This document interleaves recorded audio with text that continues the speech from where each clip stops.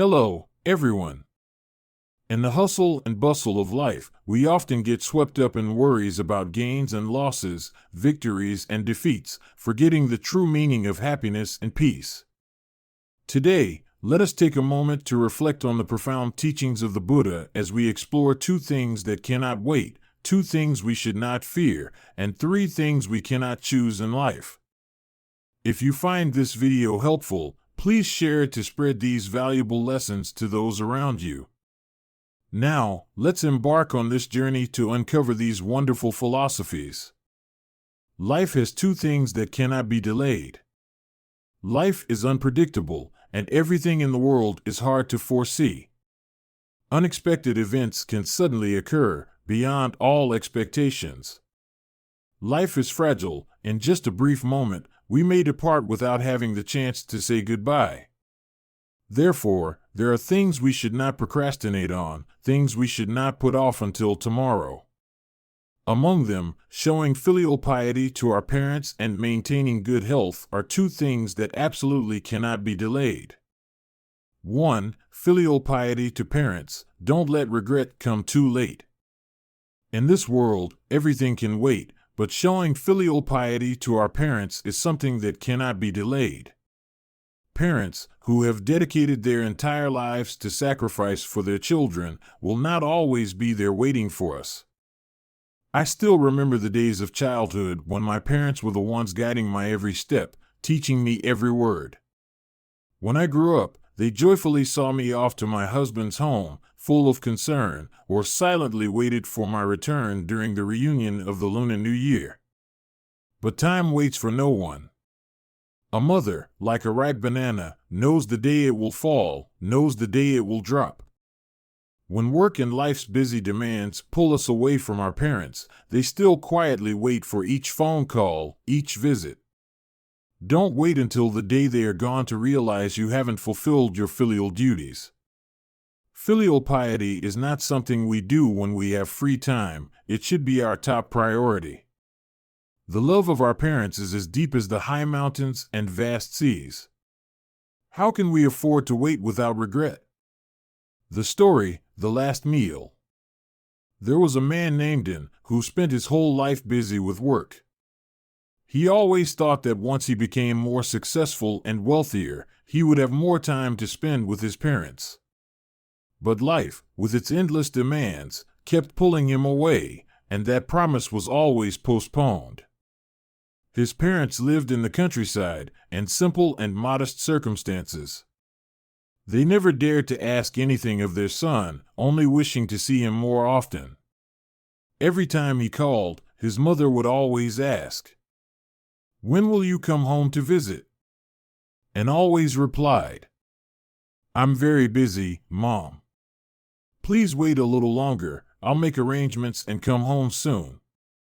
Year after year, the promises continued to be delayed. One day, and received news that his mother was seriously ill. He immediately put aside all his work to return to his hometown. But when he arrived, his mother was very weak, lying in bed, unable to speak, with eyes full of longing. And tried to prepare a family meal, just like the many times his mother had wished for. But when he set the meal on the table, his mother no longer had the strength to eat. She only looked at him, and a tear gently fell. That day, for the first time, and realized the futility of the material success he had been chasing. No matter how much money he had, he could never buy back the simple yet warm meals he once shared with his mother when she was still healthy. Time never waits, and parents cannot be with us forever.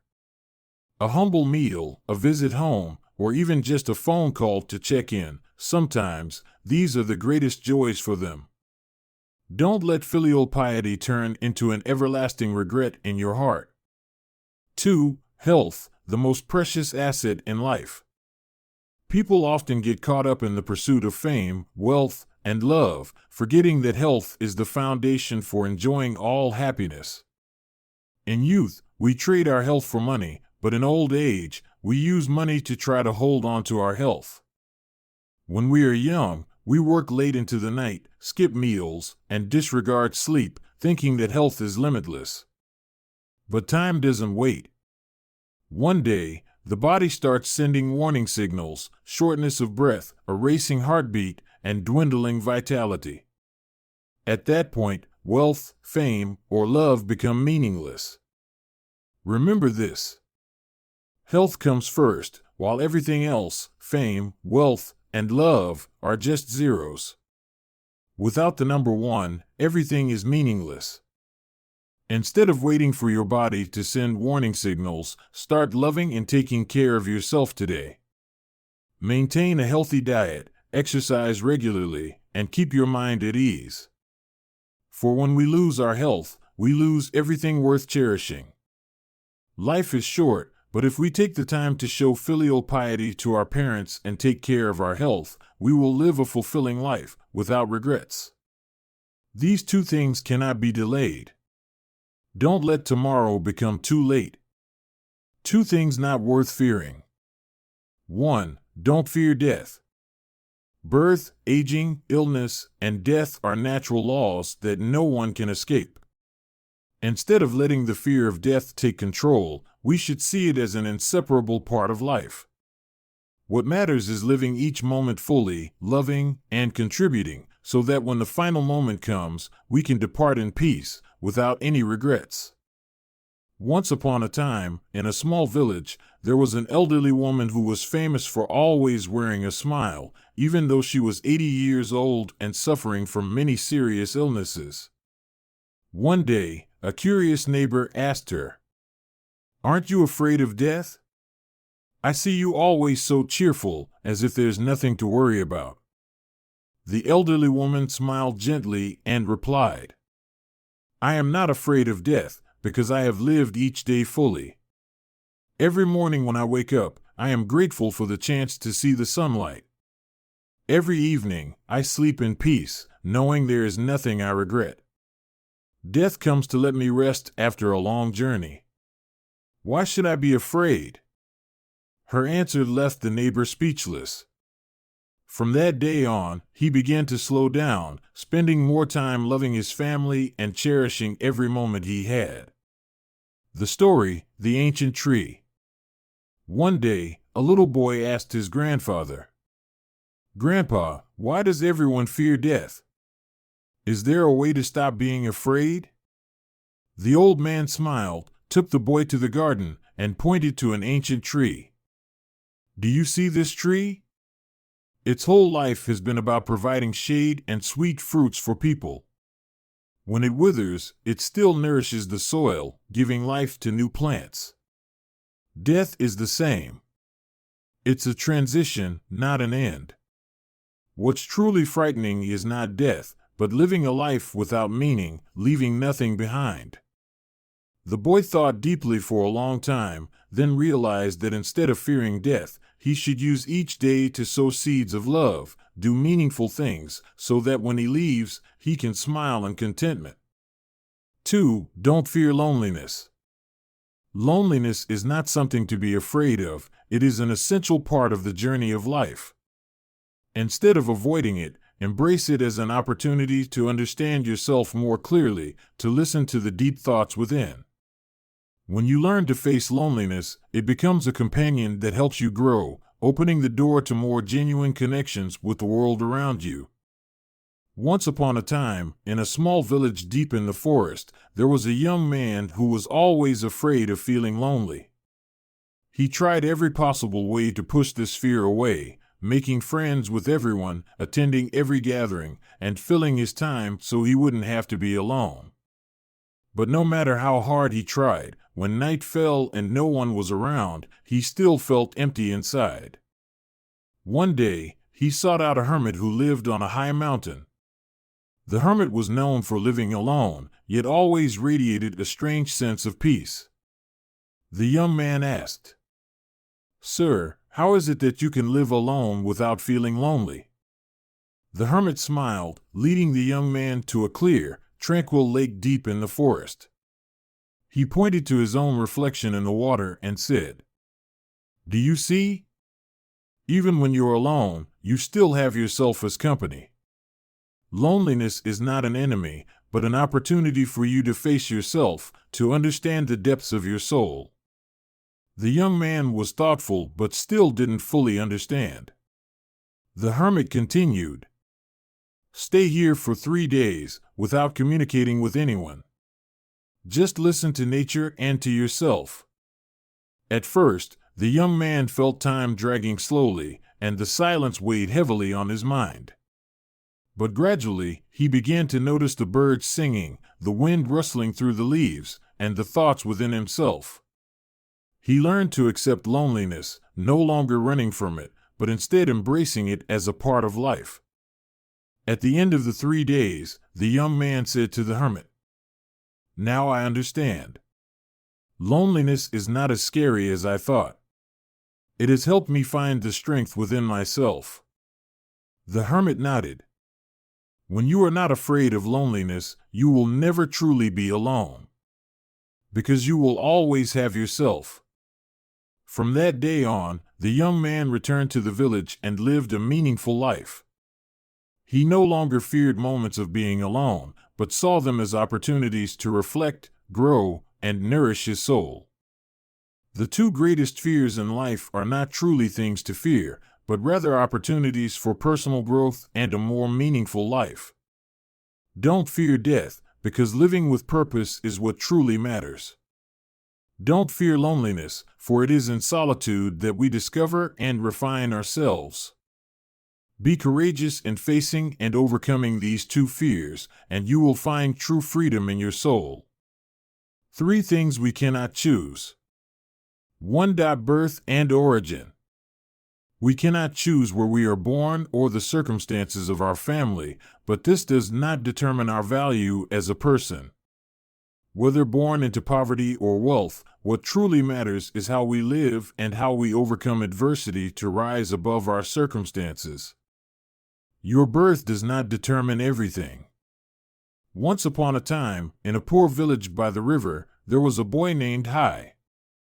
Hai's family was very poor, and despite his parents working tirelessly, they still struggled to make ends meet.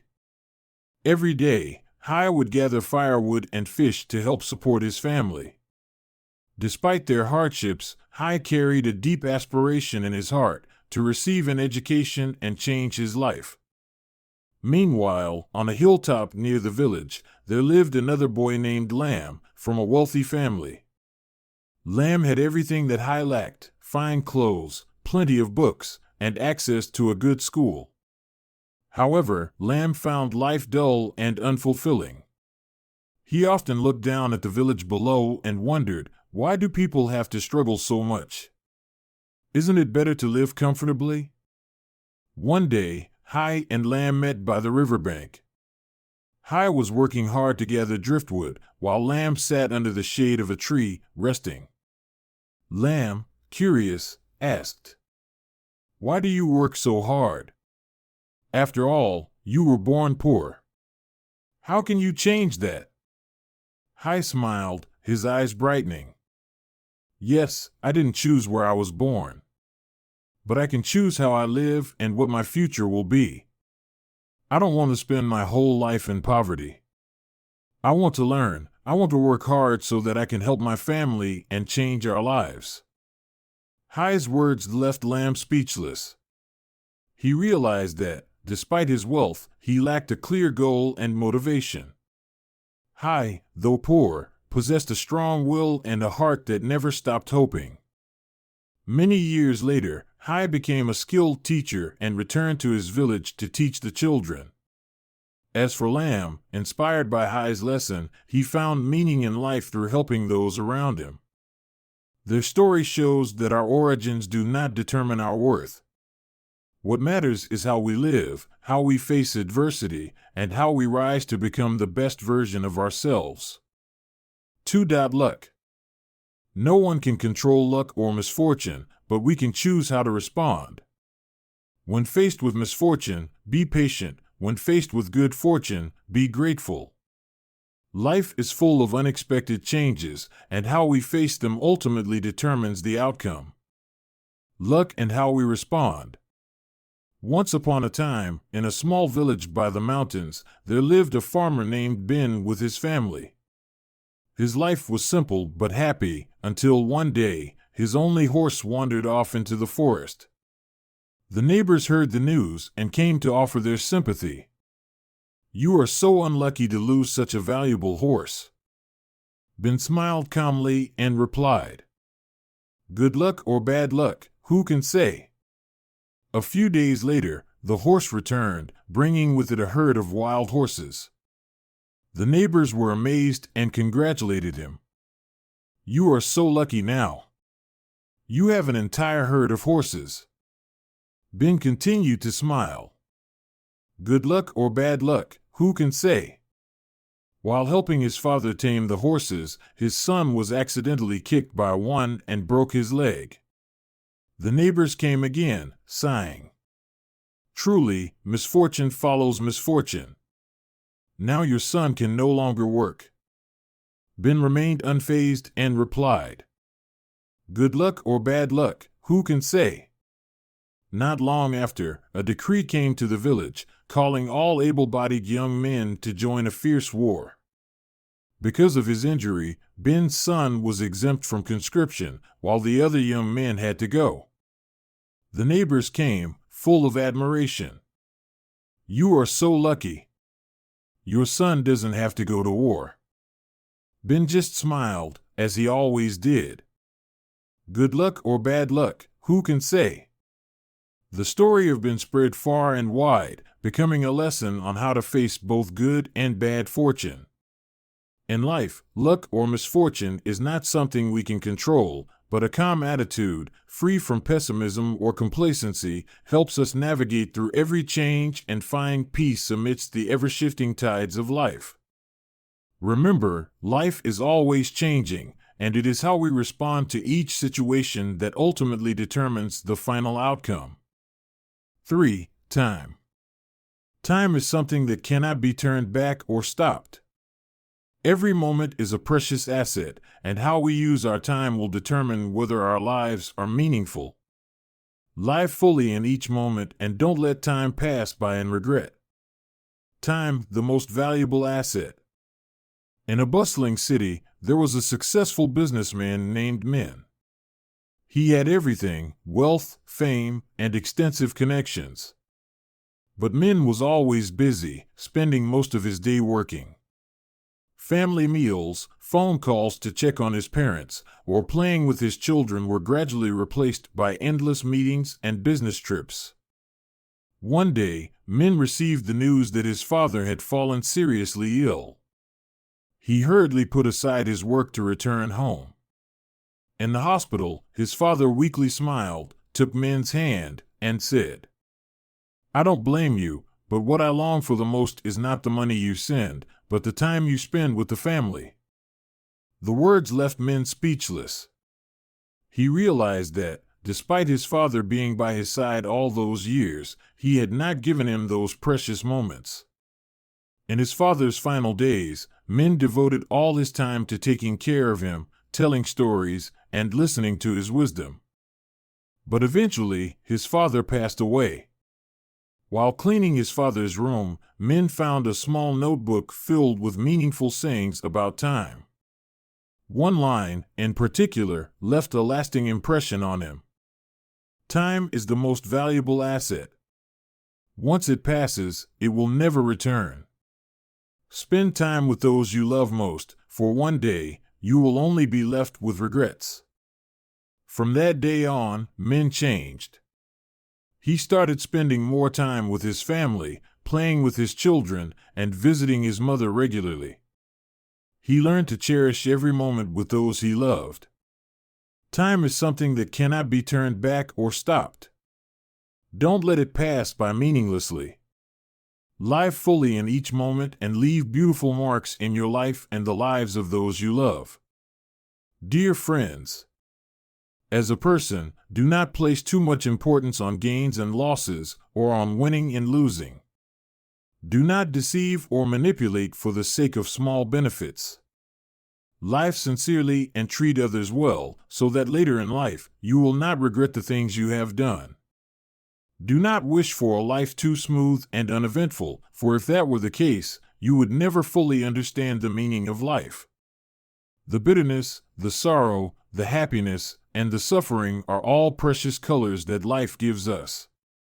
Life is short, please don't compete. Once upon a time, in a peaceful little village, there were two brothers named Min and Duk. They were born into a poor family, but their home was always filled with laughter.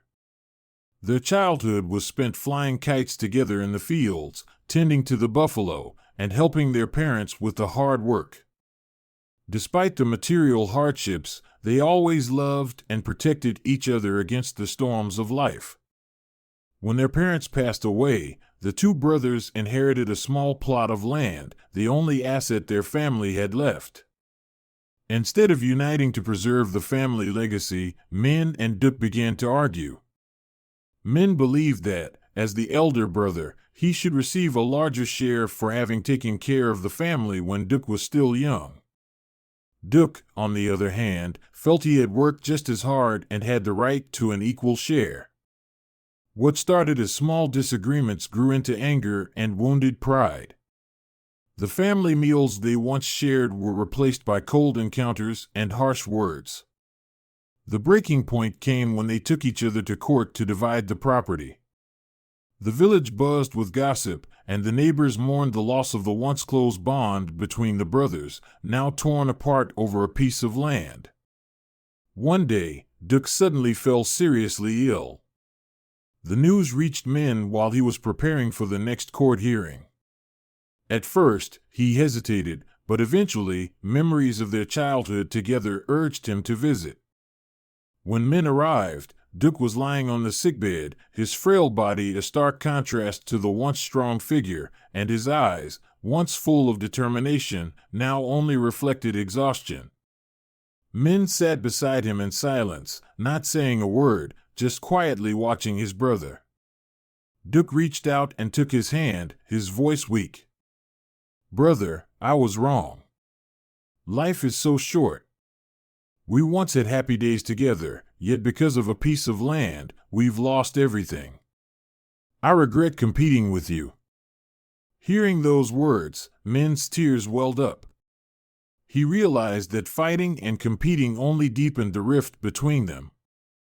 The beautiful memories, the happy days, they were things no piece of land could ever buy back. Min hugged Duk tightly and said, "I was wrong too. That piece of land is nothing compared to our bond. From now on, there will be no more competition. We will start over, together." From that day on, Min canceled all legal procedures, and the land was divided equally between them. But more than anything, the bond of brotherhood between them was restored. Together, they rebuilt their lives, free from resentment, with only understanding and love remaining. The story of Min and Duk is a valuable lesson about the true meaning of life. Life is short, and time never comes back. The struggles for gain and competition only cause us to lose the things that matter most: family, friendship, and peace of mind. When we let go of selfishness, we will find that life becomes lighter. Happiness doesn't come from surpassing others, but from knowing how to love and cherish what we already have. Live slowly, and listen to your heart. Don't wait until the last day to realize that what truly matters isn't how much you have, but what you leave behind in the hearts of those who love you. Don't hold on to what's not yours. What's not meant for you, don't try to hold on to. And what is truly yours, learn to appreciate and cherish. You see, the more you force things, the more tired you become, and the more you live superficially, the more dull your life will feel.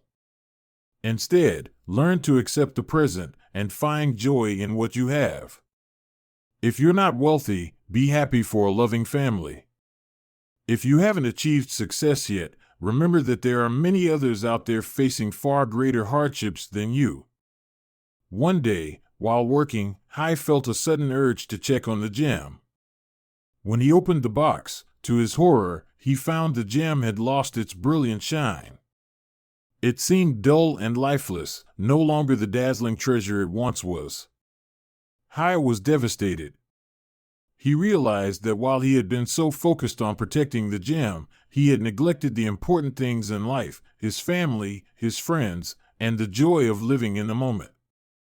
In his obsession with wealth and material gain, Hai had forgotten the true treasures of life: love, peace, and happiness. He spent so much time guarding something that couldn't bring true fulfillment. From that moment, Hai understood that the things he truly needed to cherish were not the things he could possess, but the experiences and relationships that brought real meaning to his life. Gradually, Hai became distant from his family and friends. He no longer spent time with his loved ones, no longer sat down to share warm meals with his parents, and no longer cared for the friends who had once shared both joy and hardship with him. His mind was entirely consumed with protecting the gem and figuring out how to make the most of it. However, strangely enough, even though he owned the precious gem, Hai's life didn't improve. He constantly felt uneasy, fearful, and increasingly isolated. One day, while Hai was fiddling with the iron box, a great flood suddenly struck the village. The floodwaters swept everything away, including the gem Hai had devoted all his thoughts and energy to protecting. Hai cried out in anguish, watching as the floodwaters carried away the gem. But then, he realized something far scarier than losing the gem: his family had been severely affected by the flood. The house was destroyed, his parents were injured, and his friends were scattered. He was stunned to realize that while he had been preoccupied with the gem, the truly important things in his life had gradually slipped away from him. After the flood, Hai decided to change. He no longer chased after things that didn't belong to him. Instead, he learned to cherish his family, his friends, and everything he had. Hai began rebuilding the house, taking care of his parents, and reconciling with the people he had once distanced himself from. Many years later, Hai became a happy man. Though he was not wealthy, he had a warm family and sincere friends. Hai understood that, no matter how hard one tries, things that do not belong to us cannot be kept, and what is truly ours should be cherished and preserved with all our heart. Life is not about luxurious things or what we do not have, but about valuing the simple yet precious things around us. Clinging to things that do not belong to us only brings exhaustion, while appreciating what we have helps us find true joy and peace. Stay with us until the end of this video to fully grasp these profound and valuable lessons, as there is so much at the end that you won't want to miss.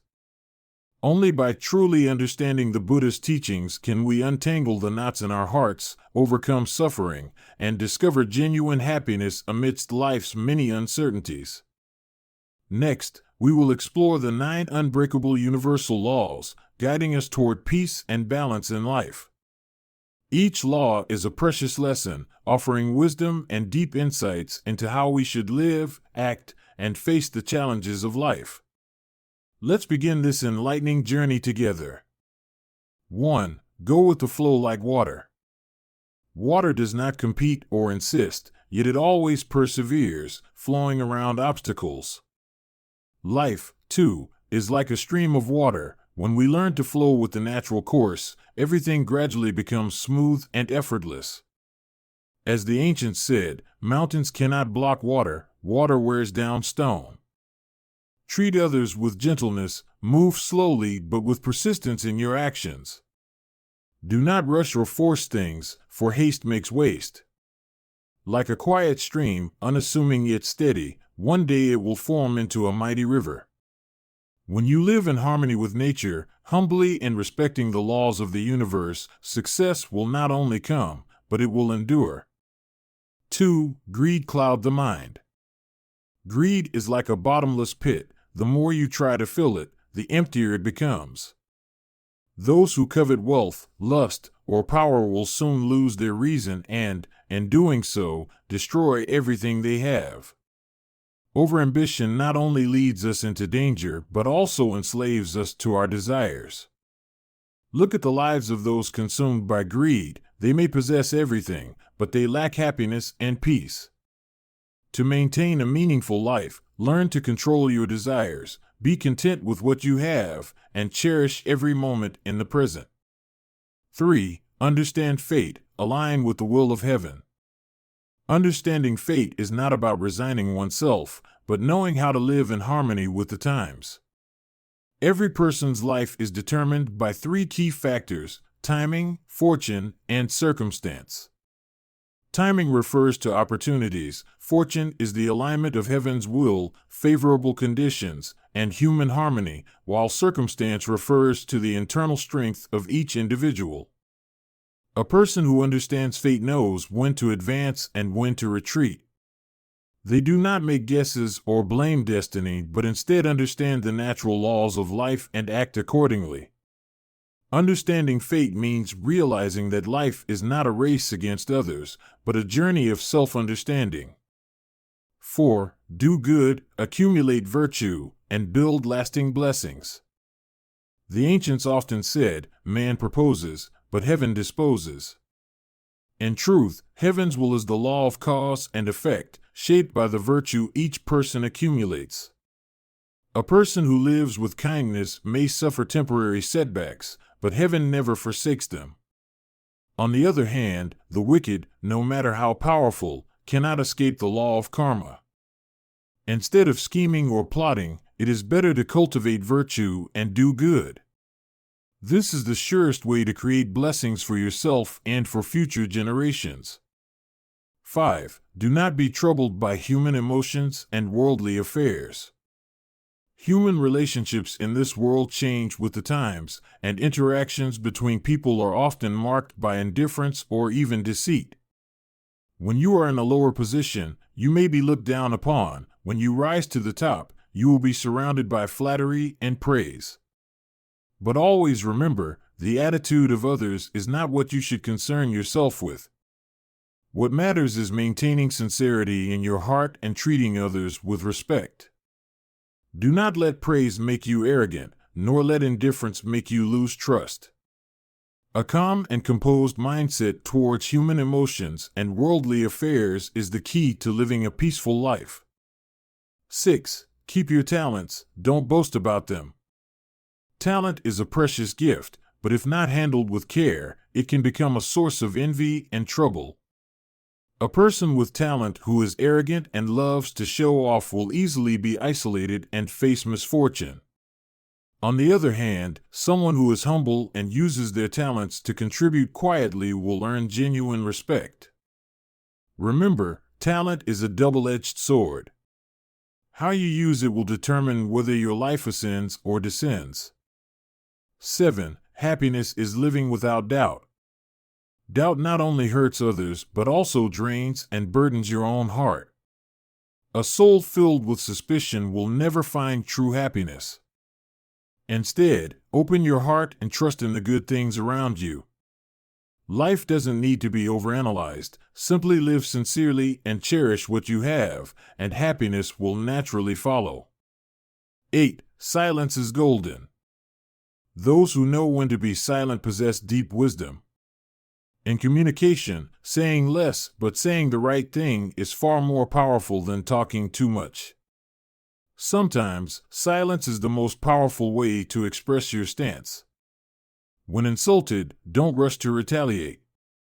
When hurt, don't complain. Silence is not weakness, it is strength that helps you maintain composure and preserve your self-respect. 9. Patience is the virtue of the wise. Patience is not weakness, it is the way to preserve peace within the soul. Those who know how to be patient will overcome any storm, for they understand that every challenge is an opportunity to grow. Learn to be patient with yourself and with others. When you cultivate patience, everything in life naturally improves, bringing you closer to inner peace and fulfillment. Dear friends, these 9 golden truths are lessons passed down through generations. If we embrace them, life will become peaceful and serene, no matter the ups and downs we face. Let us live according to these values to find true balance and happiness. 10 Principles of the Buddha's Teachings.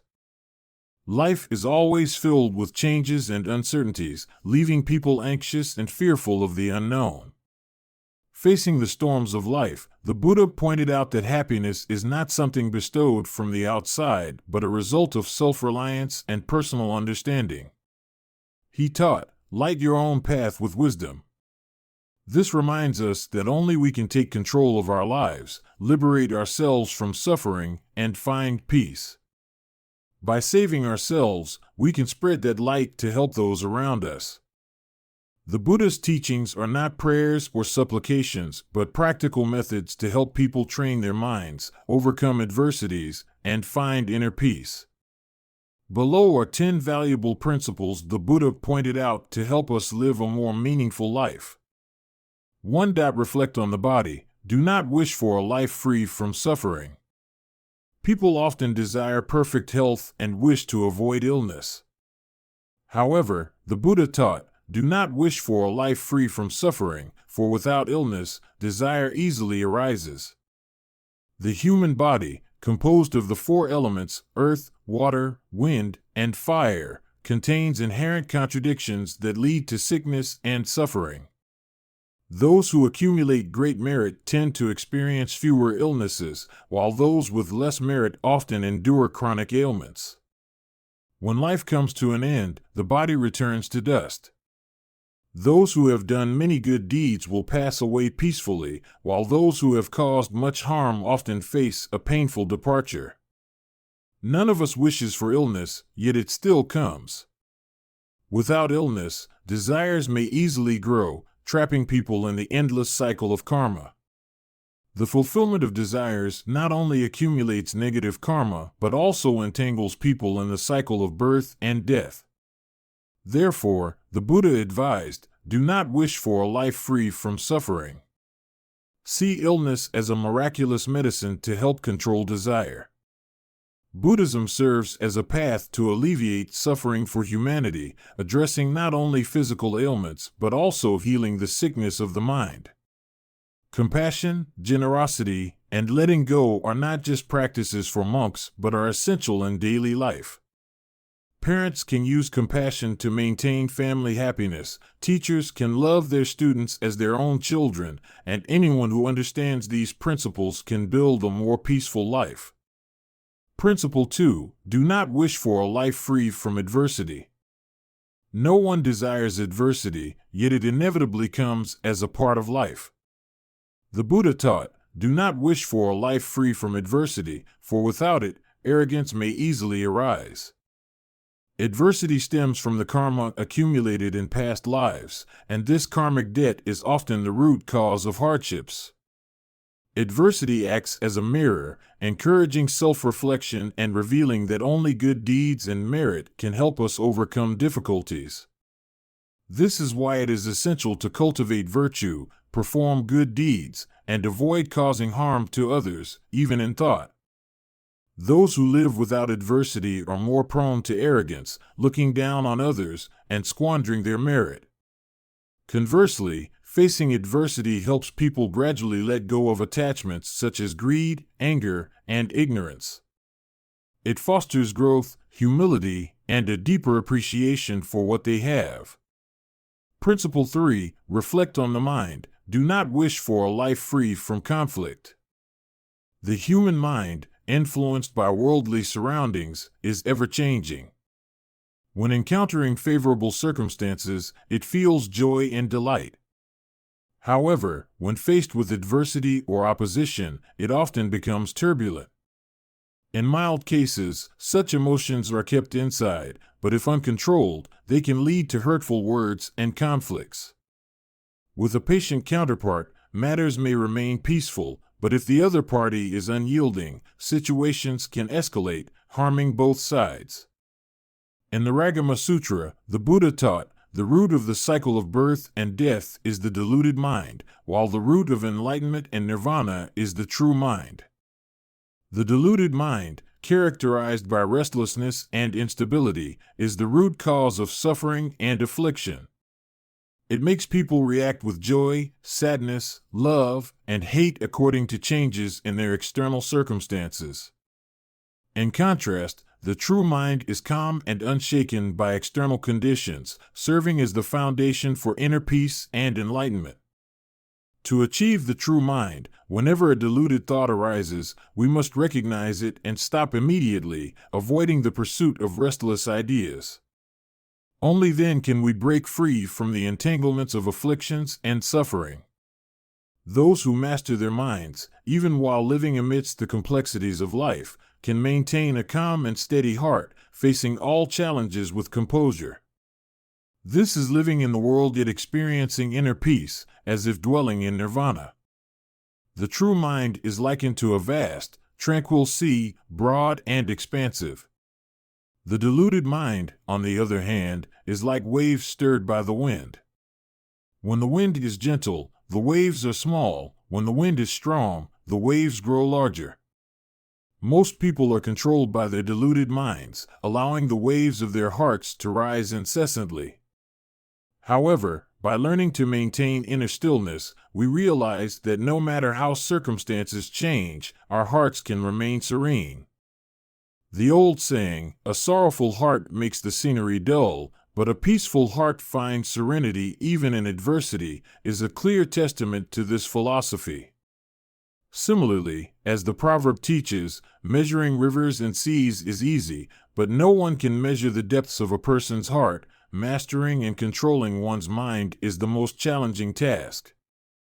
However, once achieved, life becomes light and serene, free from the turbulent waves of suffering within. Principle 4. When cultivating virtue, do not wish to avoid obstacles.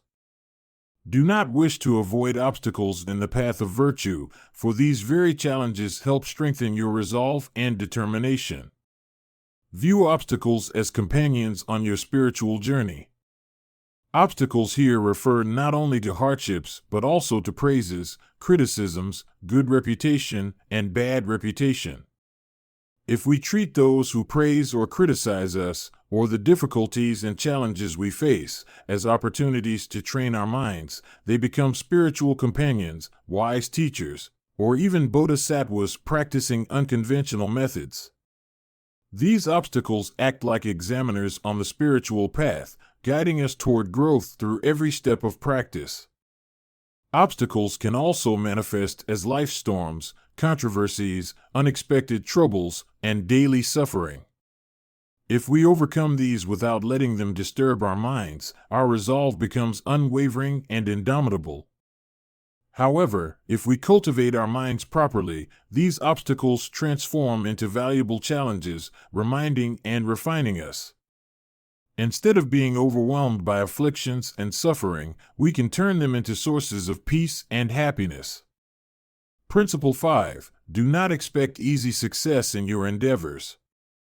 Do not wish for success to come easily, for achievements gained with little effort often lead to complacency and arrogance. The more challenging and arduous a task, the greater the sense of glory and pride we feel upon overcoming it. For example, the more complex a math problem, the more satisfaction we gain when solving it. In contrast, easy tasks are often ordinary, holding little value, or they fall within our existing abilities without presenting any obstacles. Such ease can foster a mindset of underestimating everything, leading to arrogance and even overconfidence. In this world, many tasks are difficult and cannot be easily accomplished by just anyone. For instance, earning prestigious degrees, inventing new medicines, creating advanced machinery, or discovering more efficient ways of working. Most notably, national heroes who secure independence, freedom, and prosperity for entire nations achieve feats that are never easily realized.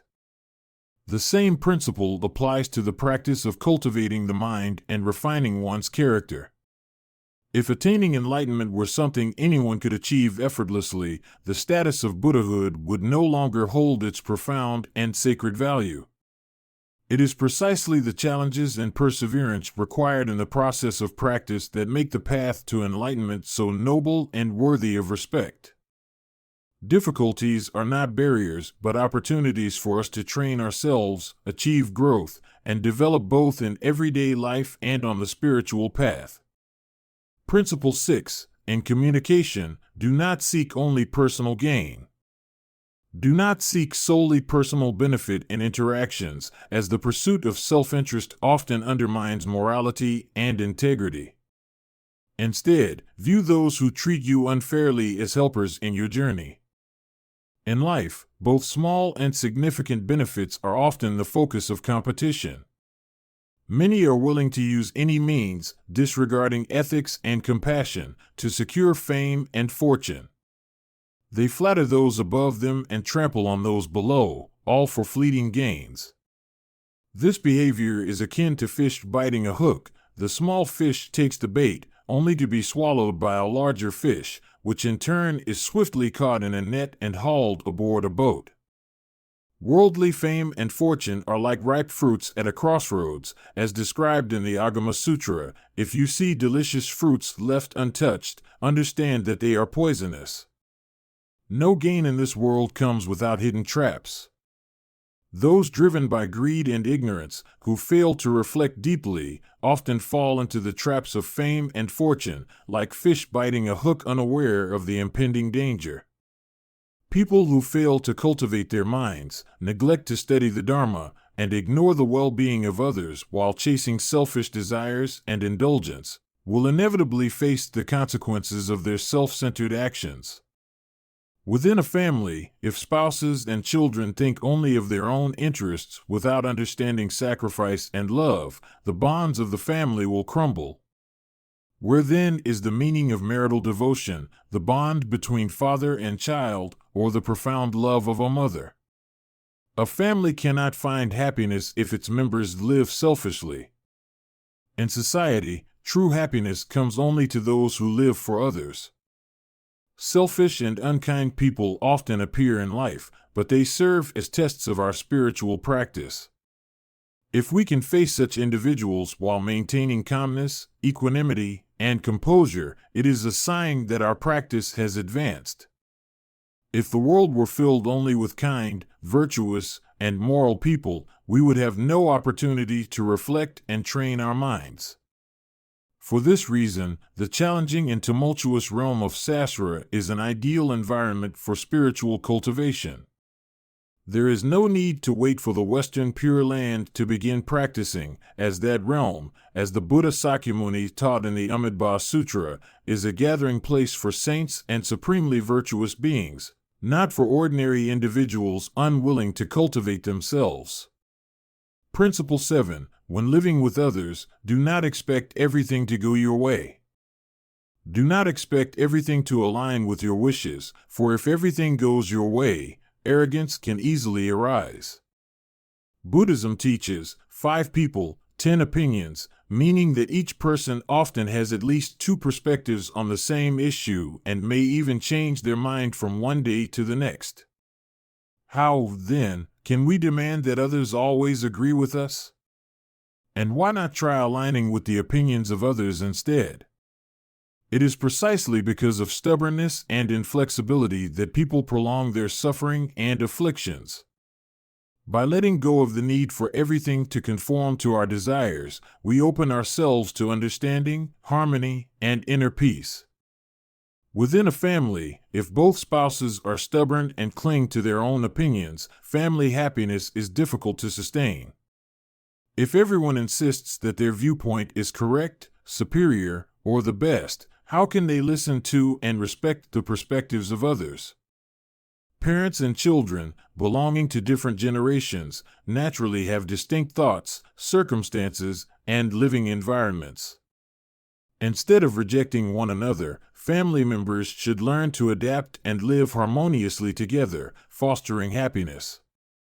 In the 10 Great Vows of Bodhisattva Samantabhadra, the teaching always harmonize with sentient beings emphasizes the importance of living in harmony with others.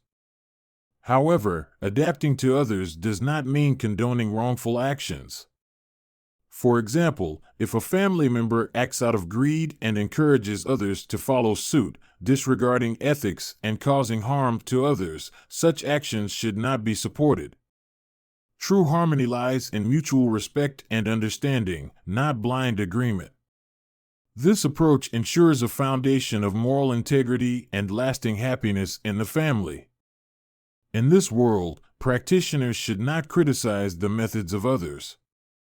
Buddhism offers countless practices tailored to the abilities, levels, and preferences of each individual, allowing everyone to cultivate themselves. To believe that only one's own method is correct or superior leads to arrogance, conceit, and self-satisfaction, causing one to look down on others and dismiss the world. Instead, we should interact with those who hold opposing views or frequently challenge us. Such interactions provide opportunities to reflect, refine our perspectives, transform our character, and learn from the wisdom they may offer. Those who oppose or disagree with us help reduce our arrogance and cultivate humility. Consider a vehicle. No matter how powerful its engine, it still requires brakes to control its speed. Without brakes, the vehicle would inevitably crash into danger, perhaps plunging into a deep ravine. Similarly, opposing views and challenges in life serve as brakes that help us maintain balance, steady our minds, and progress safely and confidently. Principle 8. When giving kindness, do not expect repayment. Do not seek repayment when offering kindness, for if you expect a return, your act of goodwill becomes tainted with ulterior motives. Consider acts of kindness as discarded sandals, given without attachment. The Buddha explained that when we show kindness or give to others, it should stem from genuine goodwill and compassion, not from a desire to be thanked, remembered, or repaid. If kindness is given with the expectation of gratitude, it indicates an attachment to the self and a desire for recognition.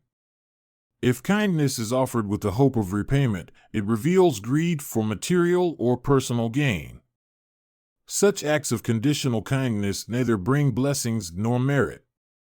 Worse, they may lead to resentment when faced with ingratitude, leaving us troubled and frustrated. True kindness arises from a pure heart, free of expectation, bringing peace and joy regardless of the recipient's response. For example, someone might offer assistance at a funeral but expect a generous reward in return. This not only reflects greed, but also diminishes the true meaning of helping others. As the Buddha taught in the Diamond Sutra, when giving, do not cling to form, for the blessings gained will be immeasurable. This means that when we give or show kindness, we should not view ourselves as benefactors and others as recipients. We should neither dwell on whom we have helped, count how many good deeds we have done, nor regret what we have given away. By practicing this mindset, we can find peace of mind, enjoy restful sleep, and remain untroubled by encounters with ungrateful people. When giving is motivated purely by goodwill, without concern for repayment, it becomes a true act of virtue that benefits the world. Those who give out of compassion and a desire to transform their own hearts can sustain their charitable acts, help more people, and accumulate boundless blessings. This is the true essence of kindness and generosity. Principle 9. When faced with wealth, do not reach for it.